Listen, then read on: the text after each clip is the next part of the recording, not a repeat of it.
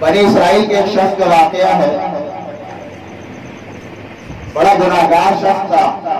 جب یہ مر گیا تو لوگوں نے اس کو ویسے ہی کچرا کنڈی پہ ڈال دیا، زمین پہ پھینک دیا۔ اللہ نے حضرت موسیٰ علیہ السلام پر وحی نازل کی، فرمایا کہ موسیٰ کہ جاؤ میرے اس بندے کو غسل بھی دو، کفن بھی دو، اس کا جنازہ بھی پڑھو۔ حضرت موسیٰ علیہ السلام نے عرض کیا یا اللہ یہ کیسے؟ اللہ نے فرمایا میں نے اس کی مغفرت کر دی، اس کا جنازہ پڑھنا، غسل کرنا، کفن کا انتظام کرنا یہ تمہارے ذمہ ہے، میں نے اس کی مغفرت کر دی۔ موسیٰ علیہ السلام نے عرض کیا یا اللہ یہ کیسے ہو گیا؟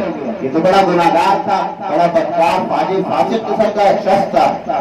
تو اللہ رب العالمین نے فرمایا کہ اس نے ایک دفعہ تورات کھولی تھی اور تورات میں میرے آخری نبی امام الانبیاء حضرت محمد مصطفیٰ صلی اللہ علیہ وسلم کا نام نامی جب اس کے سامنے آیا تو اس نے اسے محبت سے چوما اور میرے نبی پر درود پڑھا، میں نے اس کی برکت سے اس کی مغفرت کی۔